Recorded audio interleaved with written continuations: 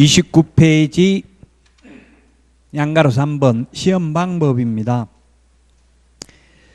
동그라미 1번에 보니까 시험은 1차 시험과 2차 시험으로 구분해서 시행합니다. 다만 시험을 시행하는 시험 시행기관의장이 필요하다고 인정하는 때에는 1차 시험과 2차 시험을 구분하되 동시에 시행할 수 있으며 이 경우 시험 문제의 출제는 1차 시험 방법에 의한다.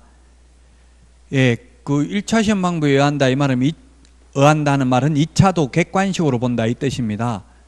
그래서 지금 주택관리사 시험이나 직업상담사나 뭐 행정사나 법무사 전부 다 2차 시험은 논문형으로 출제를 합니다. 우리도 원칙은 2차는 주관식으로 보는 게 원칙입니다. 근데 1, 2차 같이 볼 때만 2차 시험도 1차 시험 방법에 의합니다. 즉 객관식으로 봅니다. 객관식으로 보는 이유는 수험생을 배려하는 것도 있겠지만 사실은 인원이 너무 많기 때문에 주관식으로 출제하면 채점하는데 시간이 엄청나게 걸릴 수 있겠죠. 거의 34만 명 정도 원서 접수를 하고 거의 2차까지 응시하는 사람이 약 8만 명에 육박하니까 아마 이게 주관식으로 해가지고는 8만 명 그거 다 채점하려고 하면 힘듭니다. 그래서 같이 보고 있는 거예요. 여러분들이 산업인력공단에 시험 같은 날 1, 2차 본다고 힘들다고 2차는 다른 날 보게 해달라고 하면 2차는 이제 주관식으로 봐야 돼요. 그래서 그런 민원은 넣지 말라는 이야기입니다. 3번에 보니까 1차 시험은 선택형을 원칙으로 하되 기입형을 가미할 수 있으며 2차 시험은 논문형을 원칙으로 하되 기입형을 가미할 수 있다. 그 다음에 동그라미 4번 2차 시험은 1차 시험에 합격한 자에 대해서 실시한다. 다만 1차 시험과 2차 시험을 동시에 시행하는 경우에는 1차 시험에 불합격한 자의 2차 시험에 대해서는 이를 무효로 한다. 그럼 채점하겠어요? 안 하겠어요? 1차는 불합격하고 2차만 합격하면 2차 시험 채점해요? 안 해요? 채점합니다. 기계가 다 하기 때문에 채점을 해요. 몇 점 받았는지는 알 수 있어요. 소용없다는 이야기입니다. 그래서 지금 너무 공부하고 싶으면 민법을 열심히 하라고. 민법 부동산 학개론 1차를 열심히 하시라고요. 왜냐하면 1차 불합격하면 2차 합격해도 소용이 없다고 무효라고요. 지금 1차를 5월달 6월까지는 1차 위주로 예습 복습을 해야 돼요.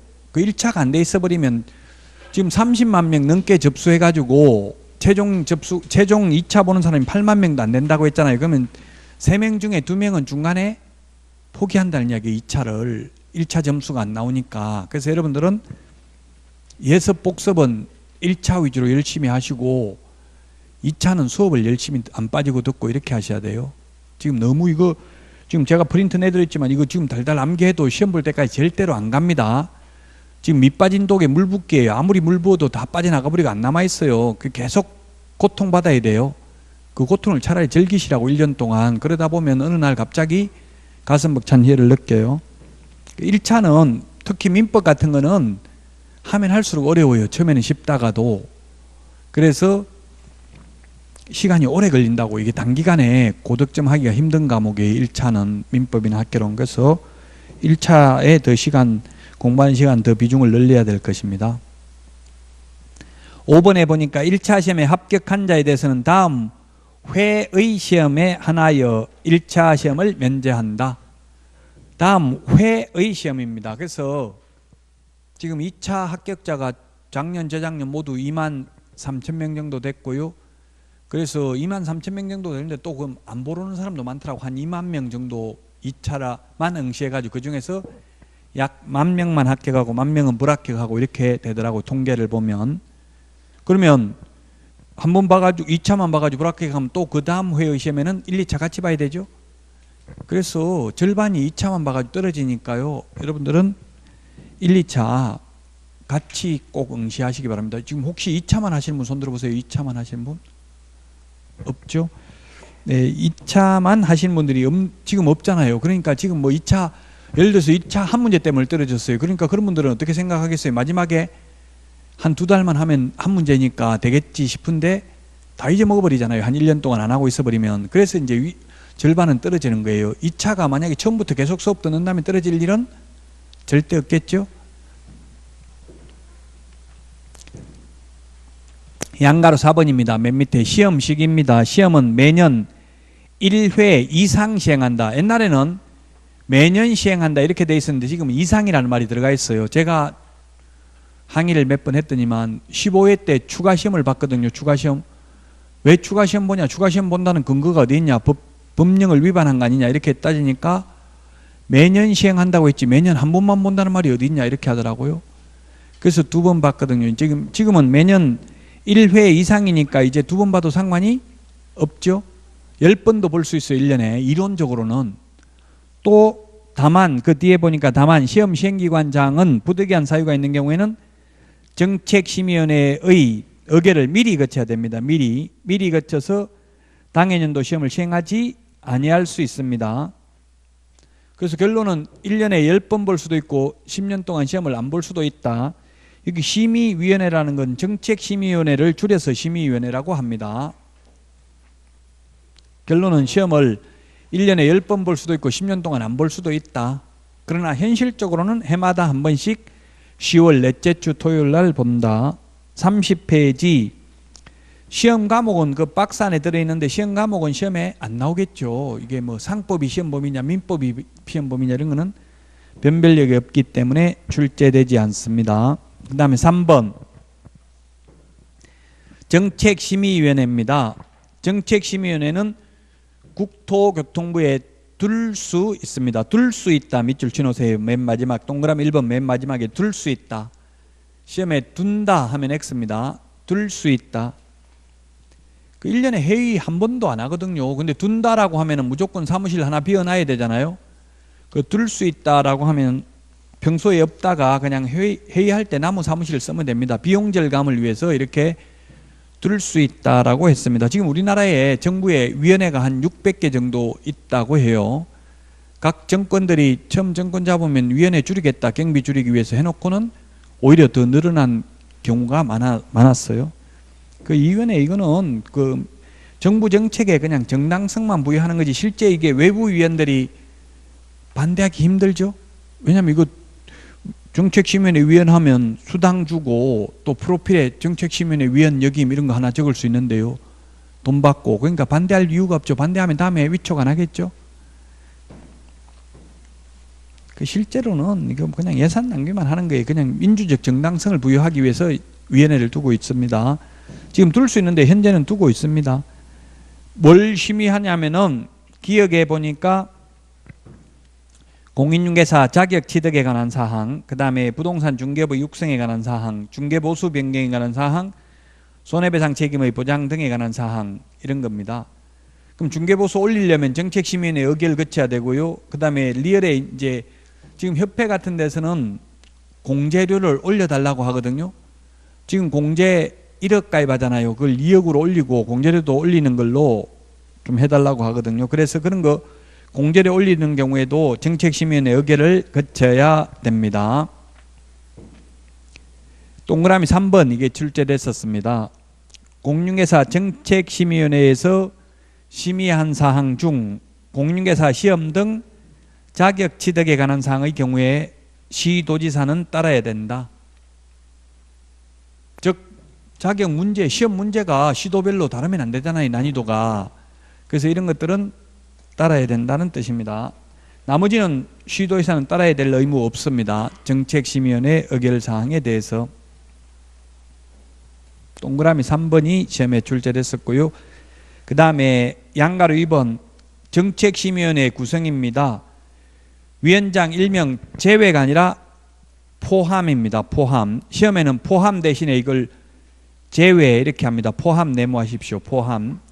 포함하여 7명 이상 11명 이하 7명 이상 11명 이하 밑줄 치시고요. 자 그러면 제가 프린트 오늘 내드린 거에 보면 또 7은 7일대로 정리가 되어 있습니다. 우리 핵심 비교 정리 39번에 보면 찾아만 보자고요. 이거 지금 암기하라는 거 아닙니다. 39번 오늘 내드린 핵심 비교 정리 39번에 동그라미 6번에 있죠. 동그라미 6번. 밑줄 좀 치놓으세요. 이거 프린터 함부로 막 쓰셔도 된다고 했어요. 다음 달에 또 내드릴 수 있어요. 그래서 7번에 찾았습니까? 6번. 7번이 아니고 39번에 6번에 있죠.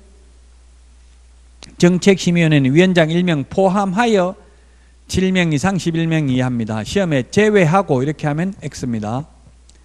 그래서 원칙적으로 모든 위원회는 모든 것들은 숫자는 전부 홀수입니다. 원칙적으로. 왜냐하면 민주적 정당성을 확보하려면 과반수 출석, 과반수 찬성을 해야 되죠. 그러면 7명이어야 되지. 만약 8명이면 반대 4명, 찬성 4명 이렇게 해버리면 민주적 정당성을 확보할 수 없잖아요. 그래서 홀수입니다. 홀수. 7명 이상 11명 이내라고 돼 있지만 실제로는 8명, 10명은 안 되겠죠. 홀수입니다. 홀수. 위원장을 포함해야 되지. 만약 제외해버리면 짝수가 되잖아요. 제외하고 7명이면 포함해버리면 짝수가 되죠. 짝수가 되면은 민주적 정당성을 확보할 수 없어요. 만약에 가부동수가 나오면. 그래서 위원장 1명 제외가 아니라 포함하여 7명 이상 11명 이하입니다. 여러분들이 숫자 같은 거 나오면 요거 오늘 내드린 비교 정리 프린트 이걸 보시고 한번 찾아보시면 돼요. 7일, 10일, 3년, 5년 이런 거 다 정리를 해놨습니다. 그래서 공인중개사법의 특징은 리갈 마인드, 즉 법적 사고력을 요하는 문제 없다고 했어요. 기초가 있어야 이 공부할 수 있는 과목이 아닙니다. 숫자 7 이거 기억하는데 뭐 기초 지식이 필요한 거 아니잖아요. 자, 그 다음에 심의위원회 위원장은 국토교통부 제1차관, 국토교통부 제1차관 밑줄 쳐놓으십시오. 국토교통부 장관이 되고 하면 X입니다. 제1차관이고 위원은 다음 어느 하나에 해당하는 사람 중에서 국토교통부 장관이 임명위촉한다. 국토교통부 장관 밑줄 치십시오. 임명위촉한다. 시험에 위원장이 임명위촉한다 하면 X입니다. 위원장이 아니라 국토교통부 장관이 임명위촉합니다. 국토교통부 장관이.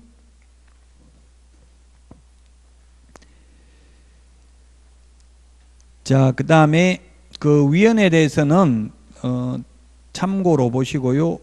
다음 기회하고 이거 세부적인 거 그 위원 요건은 시험에 잘 나오지는 않습니다. 그 다음에 양가로 3번 양가로 3번 보기 전에 동그라미 3번 보니까 위 동그라미 2번의 니은부터 이연까지 규정에 따른 위원회 임기는 2년으로 하되 위원회의 사임 등으로 새로 위촉된 위원회 임기는 전임위원의 위원 임기의 남은 기간으로 하며 연임 제한 규정은 없다. 네, 원칙 2년입니다. 시험에 모든 위원회 임기는 2년이라고 하면 X입니다. 그럼 임기 제한이 없는 게 뭐가 있어요? 기억에 있죠. 기억이 누구의? 국토교통부 4급 이상 또는 이에 상당하는 공무원이나 고위공무원단에 속하는 일반직 공무원이라고 돼 있죠. 즉 공무원은 발령 다른 데 나서 가버리면 끝이고 또 여기 계속 근무하라고 하면 임기 제한 없이 근무할 수 있다는 이야기죠. 위원이 될 수 있다는 이야기입니다. 정책심의위원회 위원이. 공무원은 임기 제한이 없습니다. 인사발령 할 수 있으니까 공무원들은. 나머지는 임기가 원칙 2년입니다. 그리고 보궐위원은 전임자의 남은 기간입니다. 보궐위원이 다 전임자의 남은 기간입니다. 국회의원, 시도지사, 시장군수구청장 다 전임자의 남은 기간이죠. 보궐선거하면. 근데 우리나라에서 유일하게 대통령의 경우 지금 현 대통령은 보궐선거로 당선됐잖아요. 그래도 새로 임기가 5년 시작됩니다. 아마 대통령은 뭐 여러 가지 이유가 있어서 그렇게 만들었겠죠. 비용도 많이 들고 이렇게 하니까. 자, 그 다음에 양가로 3번 위원의 제척, 기피, 회피 제도인데요. 요건 지금 뉴스 보다 보면 이런 거 잘 나옵니다. 말 많이 나옵니다. 제척, 기피, 회피라는 말. 동그라미 1번에 보니까 위원회의 위원이 다음 어느 하나에 해당하는 경우에는 심의위원회의 심의 여결에서 제척된다. 제척된다 이 말은 빠져야 된다, 배제된다 이런 뜻입니다. 배제되어야 한다 이런 뜻입니다. 제척된다. 기억해 보니까 위원 또는 그 배우자나 배우자 이 어떤 사람이 해당 안건의 당사자가 되거나 그 안건 당사자와 공동권리자 또는 공동의무자인 경우, 그 다음에 니은에 보니까 위원이 해당 안건의 당사자의 친족이거나 친족이 어떤 경우, 이런 경우는 제척 사유가 됩니다.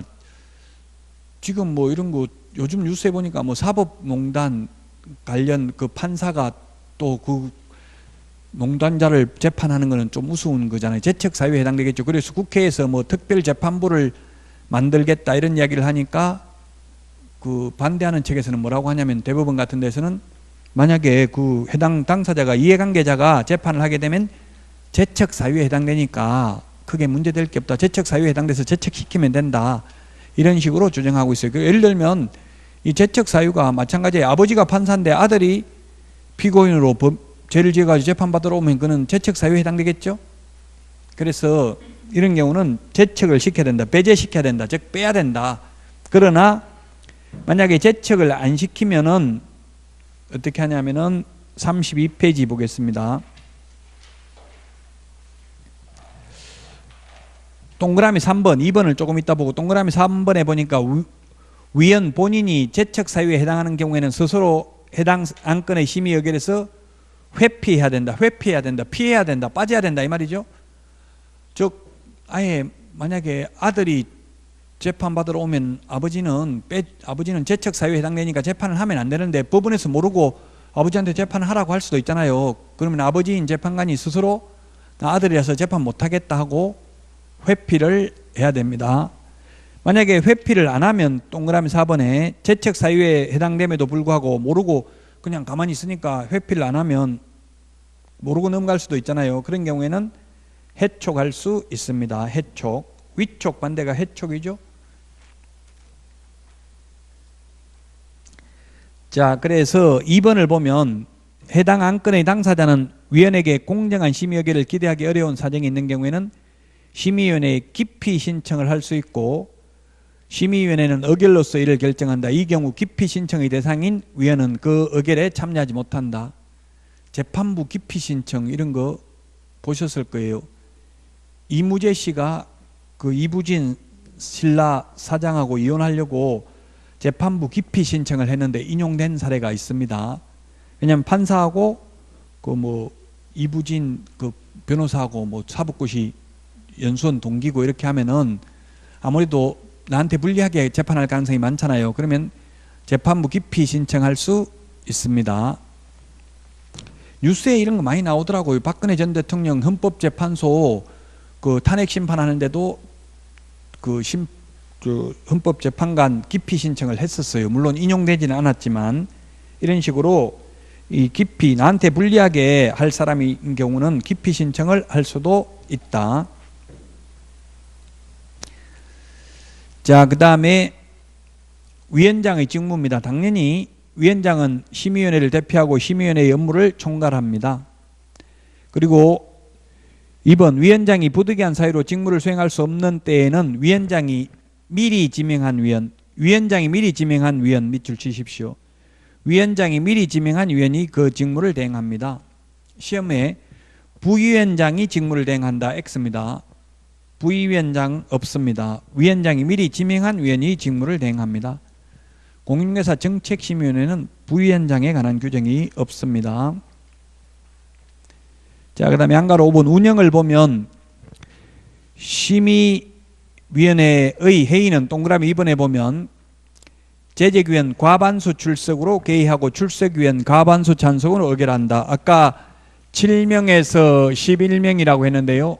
만약에 11명이면 몇 명 이상 출석해야 되겠어요? 6명 이상 출석해야 되고 6명이 출석했으면 4명 이상이 찬성해야 되겠죠?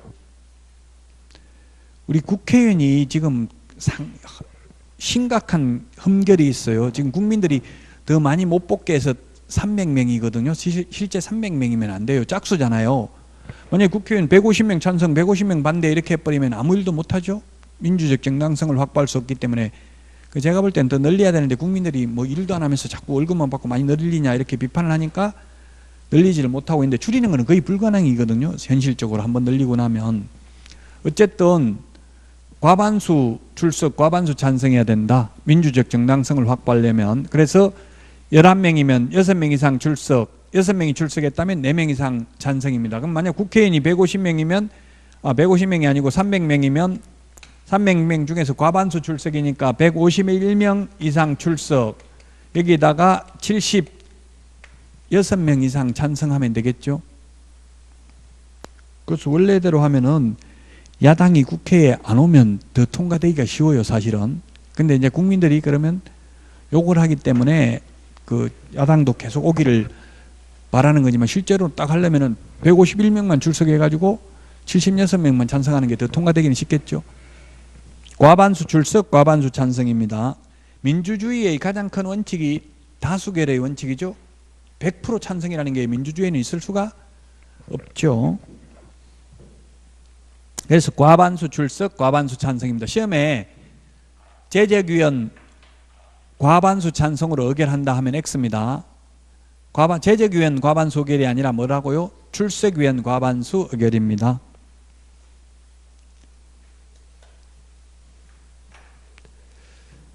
자, 그 다음에 3번 위원장은 심의위원회 회의를 소집하려면 회의 개최 7일 전까지입니다. 7일 메모하십시오. 7일 전까지 회의 일시, 장소, 안건을 각 위원에게 통보해야 됩니다. 7일 한번 찾아볼까요? 오늘 프린트 비교 정리 첫날이니까 어디에 있는지 한번 보라고요. 39번에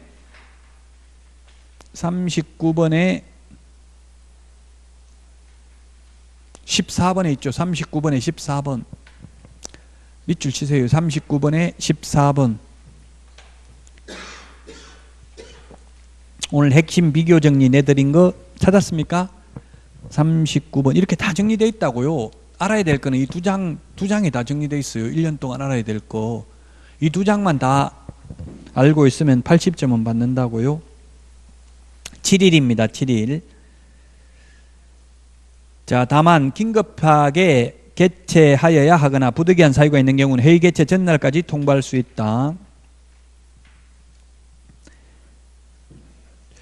자, 그 다음에 맨 밑에 보면 수당, 양가로 7번 수당을 보면 심의위원회에 출석한 위원 및 관계 전문가에게는 예산의 범위 안에서 수당과 여비를 지급할 수 있다. 법을 참 잘 만들어놨죠. 할 수 있다 이 말은 안 할 수도 있다. 돈 없으면. 예산의 범위 안에 씁니다. 예산 없으면 안 할 수도 있다는 이야기입니다. 물론 현실적으로는 합니다. 33번 동그라미 2번 메뉴에 다만 공무원인 위원이 그 소관 업무와 직접적으로 관련되어 심의위원회에 출석하는 경우에는 그러하지 아니하다. 그런 경우에는 정책심의위원회 예산에서 돈 주지 않는다는 이야기입니다. 공무원은 물론 돈 줍니다. 그 해당 부서 예산에서는 주지만 출장 가면 출장비 따로 주죠.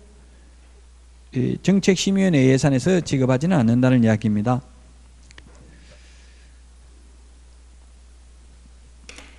자, 그래서 33페이지 그 확인 문제에 보니까 정책심의위원회의 소관사항이 아닌 것 이런 식으로 출제됐습니다. 참고로만 보시고 지금 문제 자꾸 풀면은 또 첫 달부터 너무 어려우니까. 자, 그 문제 밑에 4번 시험의 출제 되어 있습니다. 출제.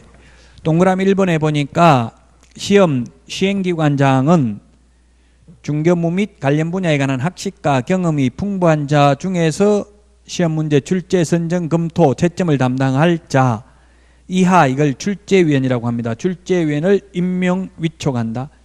임명은 공무원이라면 임명할 것이고 대학 교수라면 위촉을 하게 되겠죠. 출제위원 및 시험 시행 업무 등에 종사하는 자에 대해서는 예산의 범위 안에서 수당 및 여비를 지급할 수 있다. 그 보니까 수능 같은 경우는 한 600명이 출제하더라고요. 그래서 수능 같은 경우는 뭐 돈이 엄청나게 많이 들어가더라고. 우리 공인중개사 출제위원들은 들어가신 분들 말 들어보니까 하루에 30만 원 정도 받는다더라고요. 그러면 보통 우리는 2주 정도 합숙을 해요. 이번 수능은 엄청나게 합숙을 길게 했대요. 두 세트 만들었대요. 왜냐하면 지진 나면 못 볼 수도 있잖아요.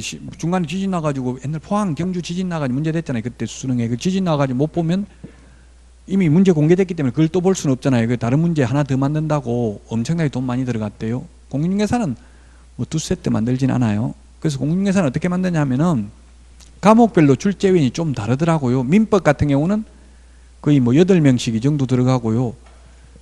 학개론은 5명이 들어가더라고요. 학개론 교수님들 5명 들어가가지고 10문제씩 만든 거예요. 10문제씩 한 사람이. 그러면 50문제죠. 그래가지고 상호 크로스 체크해가지고 4명이 2문제씩 뺀 거예요. 남이 만들어 놓은 문제, 논란의 여지가 있는 문제 2문제 뺀다고요.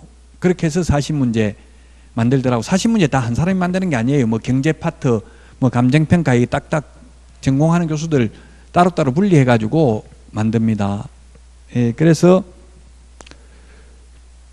합숙하고요. 문제 출제는 최종적으로 완료되는 건 한 3, 4일 전에, 한 4일, 5일 전에 그렇게 오래 미리 다 만들어 놓지 않아요. 왜냐면 미리 만들어 놓으면 보관하기도 힘들잖아요. 그 문제 유출될 우려가 있기 때문에. 그러니까 한 3일 전에 만들어 가지고 한 이틀 전에 인쇄해 가지고 하루 전날 그 배송을 하고 이런 식으로 됩니다.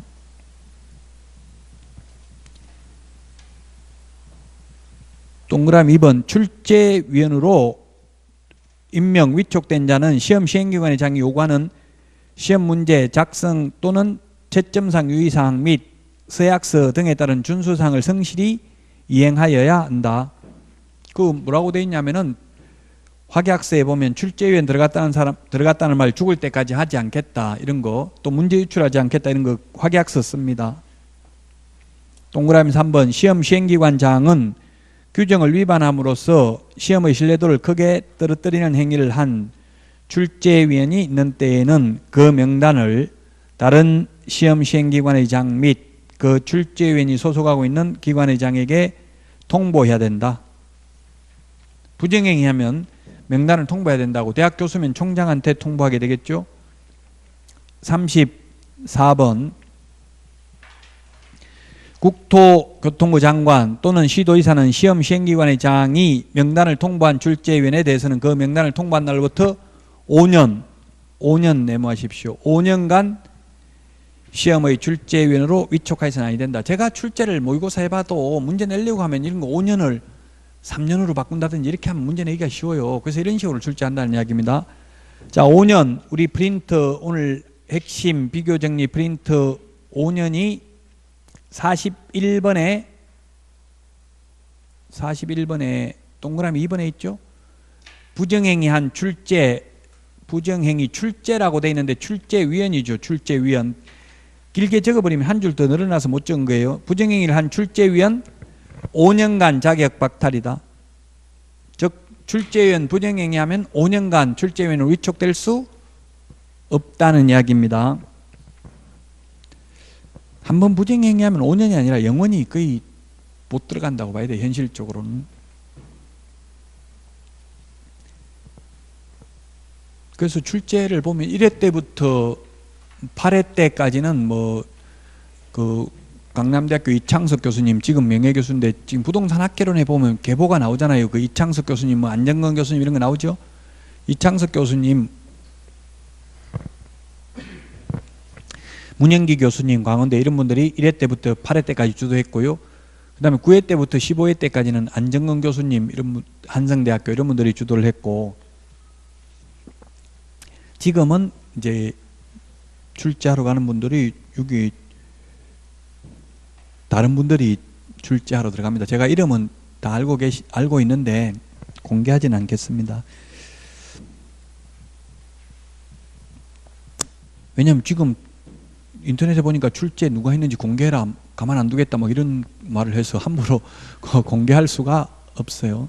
근데 크게 올해 시험도 문제 그 출제하는 교수님이 잘못이 아니에요. 왜냐하면 들어가면 거기서 올해 그 빅데이터를 전공하는 교수, 통계학과 교수들이 들어와요. 그래서 이렇게 그 모의 테스트를 한다고요. 작년에 시험 합격하신 분들 50명이 들어가서 모의 테스트를 해가지고 그분들도 알바예요. 시험 볼 때까지 못 나와요. 그 안에서 테스트 해보고 난이도 조절을 한다고요. 그래서 거의 아직 올해 발표 안 됐지만 합격 인원은 작년과 비슷할 것으로 추정합니다. 그럼 작년하고 인원이 비슷한데 내가 시험 못 봤다고 어렵다고 이신청해달라, 뭐 시험 다시 보자, 이게 인정되겠냐고. 현실적으로 거의 안 된다고 봐야 되겠죠.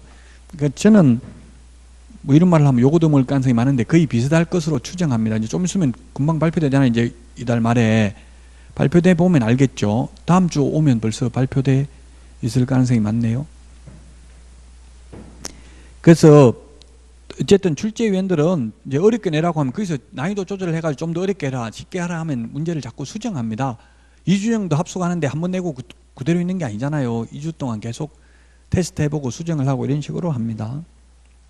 그 밑에 판례 보면 이게 판례가 뭐 시험에 나올 확률은 극히 희박합니다. 34페이지 네 번째 줄에 판례가 있죠. 이게 뭐냐 하면 결론은 뭐 이의신청하고 행정심판 청구하고 소송해도 완벽하게 맞지 않더라도 객관식이라는 것은 상대적으로 5개 중에서 가장 적절한 답을 골라야 된다. 그래서 대부분까지 가면 수험생들이 거의 100점 100패입니다. 거의 다 패소입니다. 대부분까지 가면.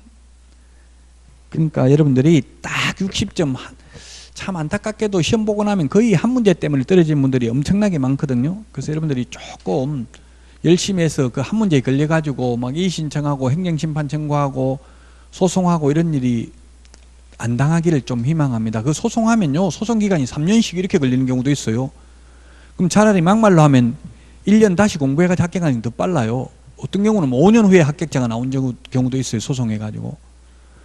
대부분에 가면은 뭐 판결을 언제 안에 끝내라 이게 딱 그게 안 끝냈다고 처벌하고 이런 게 없거든요. 그래서 지금 대부분 가서 몇 년씩 3년씩 있는 것도 있잖아요. 지금 최근에 문제됐던 게 뭐 몇 년씩 그냥 대부분에서 가지고 있는 경우도 많아요.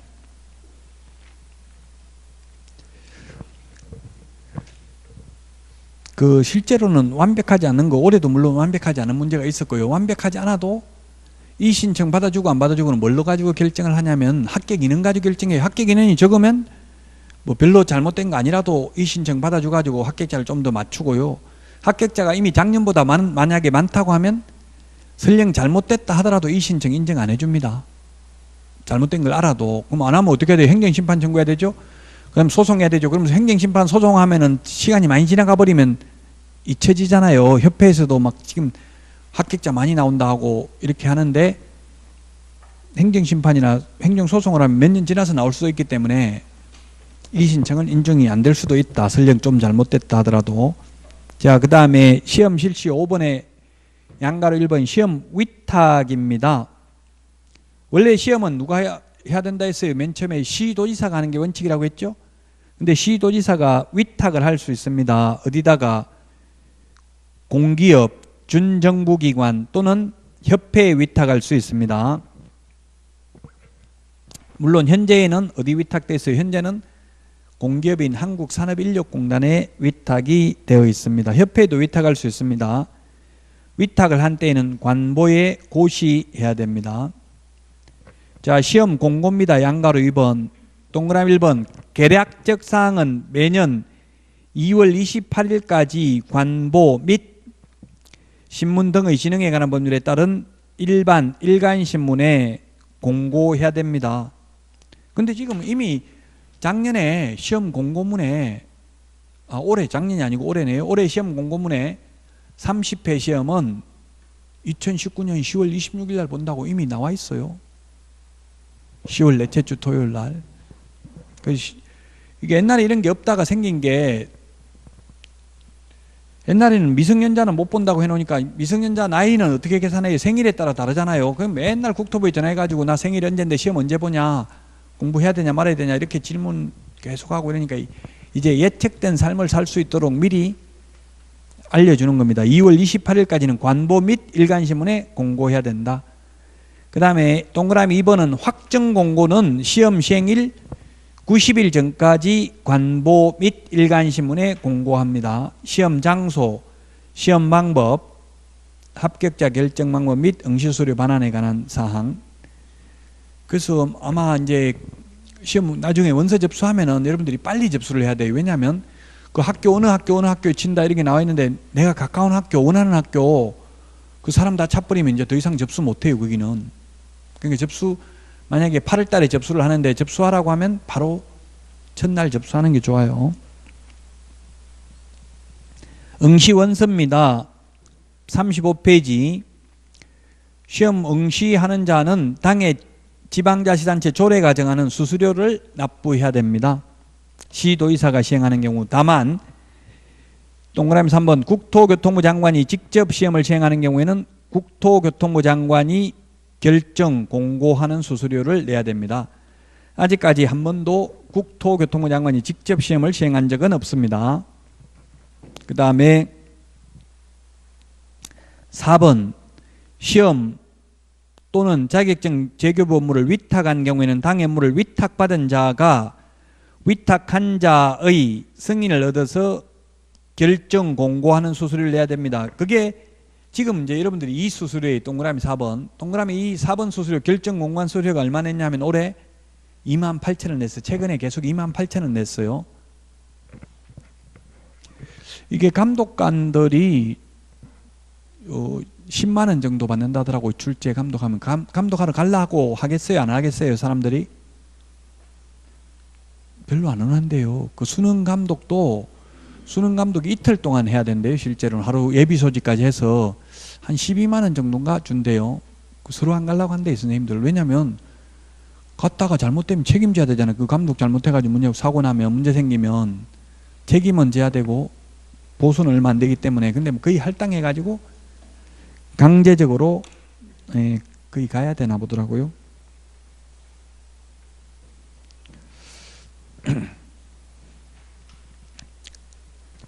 자, 그래서 이 승인이라는 거 정리되어 있는데, 우리 프린터 오늘 내드린 거 36번에 있네요. 36번에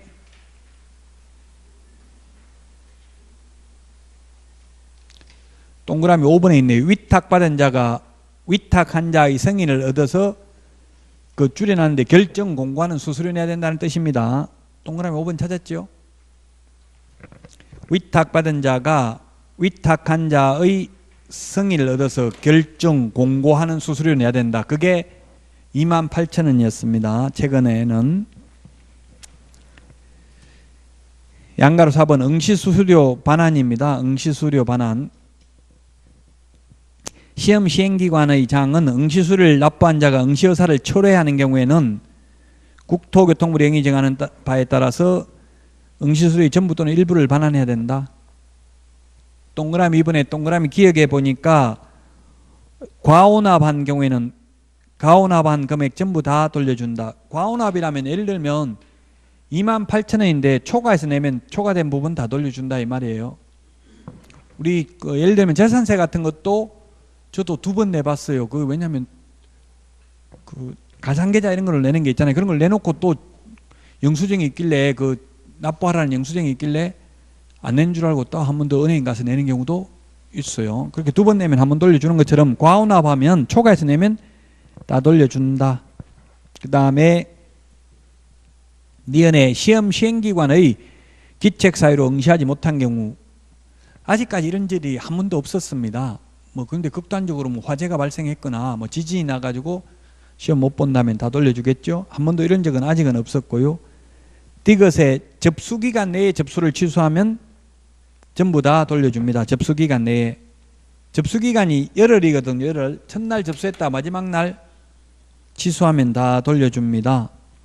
그 다음에 리얼의 원서 접수 마감일 다음 날부터 7일 이내에 접수를 취소하는 경우 100분의 60. 미험해 보니까 이 7일이 경과한 날부터 시험 시행일 10일 전까지 접수를 취소하는 경우에는 100분 50% 돌려줍니다. 7일이라는 숫자 한번 찾아볼까요? 39번 오늘 프린터 39번에 동그라미 8번 동그라미 9번 밑줄 치놓으세요. 일단 밑줄 다 치워보세요. 그러면 한 2달 지나고 나면 거의 다 밑줄 치놓게 되면은 이걸 앞으로 1년 동안 계속 반복하면 지금은 고통받지만 나중에는 다 기억난다고요. 찾았습니까? 8번, 9번, 39번에. 그래서 접수 인원이 보면 자꾸 줄어들어요. 산업인력공단 홈페이지에 보면. 왜 그렇게 했어요? 중간에 취소해가지고 돌려받는 사람이 34만 명 접수해가지고 한 거의 10만 명 가까이, 10만 명이 아니라 한 2만 명 가까이 그 돈 돌려받았더라고요. 학원 다니는 분은 없겠죠. 그냥 인터넷으로 조금 하려고 책만 샀다가 제대로 공부 못하고 돌려받는 경우도 있어요. 여러분들은 절대 돌려받으면 안 되겠죠. 거의 8월 달에 접수하는데 지금 몇 달 안 남았는데 그 돈 돌려받으려면은 그 정도 공부가 안 됐다는 이야기잖아요. 그냥 미리 공부 좀 하시라고요. 돌려받을 생각하지 마시고. 합격자 결정입니다. 합격자 결정.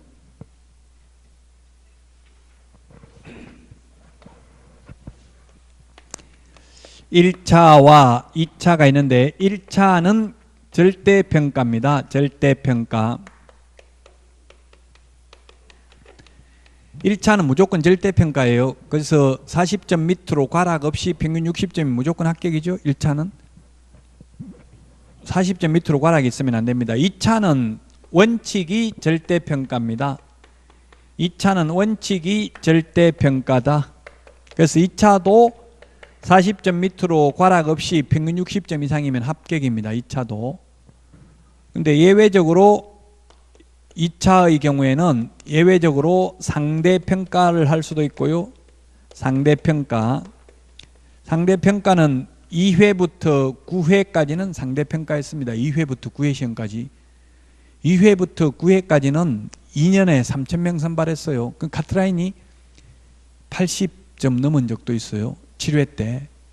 그러다 보니까 항의할 거 아니에요. 80점 받고 떨어지는 시험이 있냐 막 이렇게 항의를 하니까 8회 때 어렵게 내가지고 엄청나게 어렵게 냈었어요. 8회 때 1995년도에 93년도에 쉽게 내가지고 상대평가를 할 수도 있고요. 근데 지금 10회부터 지금 29회까지는 전부 절대평가였어요. 당연히 올해도 절대평가입니다. 다만 이론적으로 상대평가 할 수 있다는 이야기입니다. 그 다음에 예외적으로 최소 선발 인원이나 최소 선발 비율을 공고할 수 있다. 올해 최소 작년에 뽑은 거하고 비슷하게 최소 2만 명은 선발하겠다. 올해도 2차 응시자 대비 최소한 30%는 최근 2년간 31%거든요. 합격률이 2차 응시자 대비. 그 다음에 최소 선발 인원이 2만 3천 명, 2만 2천 명이었습니다. 그래서 올해도 2만 명은 뽑겠다 이렇게 할 수 있다고요. 근데 이렇게 한 적 한 번도 없습니다. 아직까지 이론적으로는 있고요. 그래서 절대평가는 옛날에 했다고 했고요. 지금 상대평가를 옛날에 했다 했고요. 지금은 절대평가입니다. 지금은 원칙에 의해서 시험을 봅니다. 예외적으로 하려면 미리 공고를 해야 됩니다. 국토부에서 앞으로 상대평가 할 수도 있다. 국토부에서는 말 안 했는데 자꾸 언론에 할 수 있다고 나오니까 국토부에서 만약 하더라도 최소한 5년 전에 알려주겠다. 앞으로 5년 후부터 상대평가한다. 그러므로 연세 드신 분은 5년 안에 자격증 따시라 이렇게 알려주겠다 했어요. 주택관리사도 2020년부터 상대평가한다고 이미 공고가 돼 있어요. 벌써 몇 년 전에 말했다고요. 왜냐면 주택관리사는 자격증 따놓고 취직 안 하면 소용이 없잖아요. 그 주택관리사는 취직하기 위해서 따는 거고 공인중개사는 꼭 취직하기 위해서만 따는 사람만 있는 건 아니에요. 스펙 쌓기 위해서 공인중개사 하기 위해서 따는 게 아니라 그냥 다른 회사 무슨 건설회사나 금융기관이나 이런 데 취직하는데 좀 가산점 주는 데가 많거든요. 부동산 투자회사 리처 이런 거 있잖아요. 리처. 여러분들 젊은 분들은 자격증 따놓으면 좋은 게 그 자산운용 전문 인력이라고 있어요. 리처 그 설립하려면 5명 이상 공인중개사로서 5년 이상 유경험자가 5명 이상 있어야 될 리처 부동산 투자회사 설립하려면. 그래서 저도 지금 자산운용 전문 인력입니다. 그 사전교육을 한 번만 받으면 돼요. 30시간. 공인중개사 자격증 있으니까 20시간만 받으면 되더라고요. 그 지금 저는 폐업을 했기 때문에 개업돼 있으면은 안 돼. 현업을 하면서 자산운용 전문 인력으로 근무하면 안 돼요. 그 자산운용 전문 인력이 되면은 만약에 비상근으로 취직 출근 안 해도 50만 원을 주더라고요. 최소한 자격증 따면. 물론 5년 이상 유경험자야 떼기는 하지만. 자, 그래서 결론은 시험은 1차는 절대평가고요. 반드시. 2차는 원칙 절대평가 예외 상대평가를 하거나 또는 최소 선발 인원이나 최소 선발 비율을 공고할 수도 있다. 근데 아무 말이 없으면 절대평가라고 2차도. 그래서 올해는 아무 말이 없기 때문에 절대평가입니다. 1, 2차 모두. 자, 그 다음에 36페이지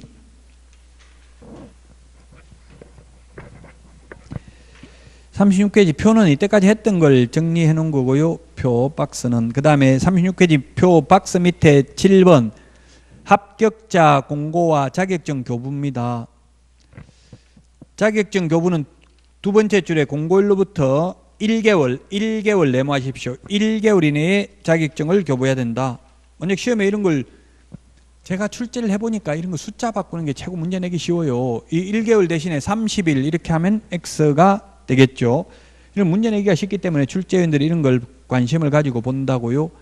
자, 1개월이 우리 프린터에 몇 번에 있습니까? 1개월이 45번에 있죠? 프린터 비교 정리 45번에 동그라미 1번 밑줄 치세요. 형광펜으로 색칠을 하시든지. 자격증 교부 1개월 이내에 해야 됩니다. 시험에 2개월 이내에 해야 된다. X, 30일 이내에 해야 된다. X로 출제됐어요. 1개월하고 30일하고 우리가 사회생활 할 때는 비슷하지만 시험에 나오면 달라요. 시험에 나오면 1개월은 28일일 수도 있고 29일일 수도 있고 31일일 수도 있죠. 그래서 1월 이내에 자격증 교부합니다. 2월 이내에 교부해야 된다. X로 출제됐다. 그 다음에 2번 자격증을 분실을 하게 되면은 재교부 신청을 할 수 있습니다. 동그라미 3번 재교부 신청은 자격증을 교부한 시도지사에게 제출합니다. 모든 결정권자와 변경권자는 동일합니다. 자격증 준 사람이 자격 취소도 하고요. 자격증 재교부도 하고 자격증 반납도 받습니다. 자격증을 교부한 사람이 줬던 사람이 빼앗는다고요. 모든 결정권자와 변경권자가 동일하다. 동그라미 4번 자격증 교부대장은 전자적 처리가 불가능한 특별한 사유가 없으면 전자적 처리가 가능한 방법으로 작성 관리해야 된다. 이게 옛날에 없다가 생겼는데 왜 이렇게 생겼냐 하면은 그 자격증 없는 사람이 위조된 자격증 가지고 등록을 해서 적법하게 중개업을 한 사례가 적발됐어요. 위조된 자격증 사가지고 아버지가 딸 주려고 자격증 2개를 샀어요. 사가지고 두 번째는 싸게 줬더라고요. 700만 원인가 줬더라고. 처음에는 2천만 원인가 주고 두 개 사니까 좀 싸게 해달라 해가지고 그 등록해가지고 중개업을 했어요. 그런데 지금은 이제 전자적 처리가 가능한 방법으로 작성 관리되기 때문에 등록할 때 자격증 제출하라고 하지도 않습니다. 직접 확인해요. 전산화돼 있으니까 제가 등록해보니까 개업해보니까 제 주민등록번호 입력하니까 자격증 언제 땄는지 다 나오더라고요. 그래서 이 우리 프린터 50번 한번 볼까요? 그 50번 51번이네요. 51번에 보면 맨 마지막 페이지 51번에 보니까 동그라미 1번에 등록 신청할 때 동그라미 2번 분사무소 설치 신고할 때 동그라미 3번 소속공인중개사 고용 신고할 때 자격증 미제출이라고 돼 있죠. 동그라미 1번 뒤에 자격증 미제출이라고 돼 있잖아요. 자격증 제출 안 해요. 옛날에 했거든요. 왜 안 해? 전산화돼 있기 때문에 제출할 필요가 없다고요. 주민등록번호 맞추면 이제 자격증 있는지 없는지 가짜 자격증 가지고 이제 개업할 수 없다고요. 전산화돼 있기 때문에 다 자격증 있는지 없는지 뜹니다. 부정행위 하면 8번 시험 부정행위자 시험 몇 년간 못 본다고 했어요. 부정행위 하면 그 시험을 무효로 하고 무효 처분일로부터 5년간 응시 자격이 정지된다. 5년 메모하십시오. 5년간 시험 볼 수 없다. 그 다음에 동그라미 3번 자격 취소되면 3년간 시험 볼 수 없다. 5년 3년 우리 프린터에 다 정리되어 있습니다.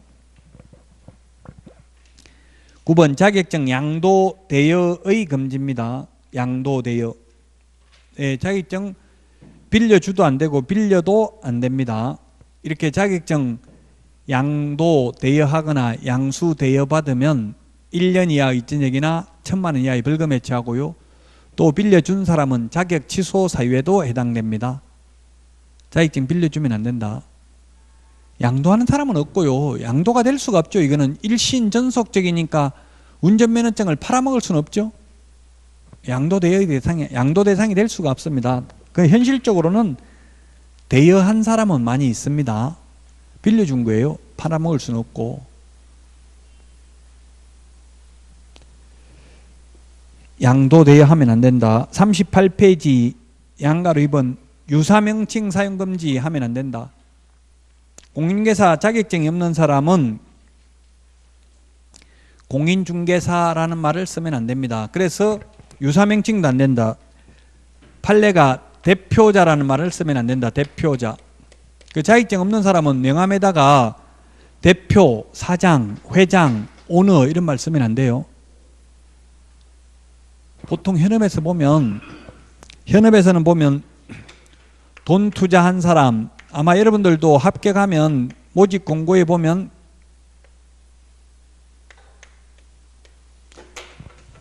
자격증 소지자, 뭐 우대 또는 자격증 소지자의 하남 이런 거 많이 하는 경우 있어요. 이런 경우는 돈 낸 사람 따로 있고 자격증 걸고 같이 중개업하는 경우 많죠. 그럼 현업에서는 뭐라고 부르냐면 자격증 걸고 거기서 계약서 직접 작성하고 도장 찍고 하면 불법은 아니죠. 그럼 이걸 뭐라고 부르냐면 현업에서는 이 시험에는 안 나오지만 소장이라고 불러요. 그래서 현업에서는 돈 낸 사람을 사장이라고 불러요. 현업에서는 보통 뭐 내부적으로 사장이라고 뭐 부르는 거는 상관없겠지만 공식적인 명함에다가 사장, 대표, 회장 이런 거 새겨 다니면 공인중개사 또는 이와 유사한 명칭 사용금지 위반으로 1년 이하의 징역이나 1,000만 원 이하의 벌금에 처합니다. 그 자격증 없으면 사장이라는 말 못 써요. 돈 자기가 돼도 돈 내고 투자했다 하더라도 공인중개사 또는 이와 유사한 명칭을 사용하지 못합니다. 41페이지 다 했고요. 41페이지 11번 41페이지 그 11번 오타가 책에 뭐 한두 개 있는데 그 11번 11을 7일로 좀 고쳐주십시오. 이거 오타입니다. 41페이지 11번에 10일이 아니고 회의개최 앞에서 했죠? 7일로 고쳐주시라고 7일 11번 회의개최 7일 전까지 회의 일시 장소 및 안건을 각 위원에게 통보해야 됩니다. 7일로 고쳐주시기 바랍니다. 자, 여기까지 하고 쉬었다가 42페이지 중개사무소 개설 등록 및 결격 사유부터 하도록 하겠습니다.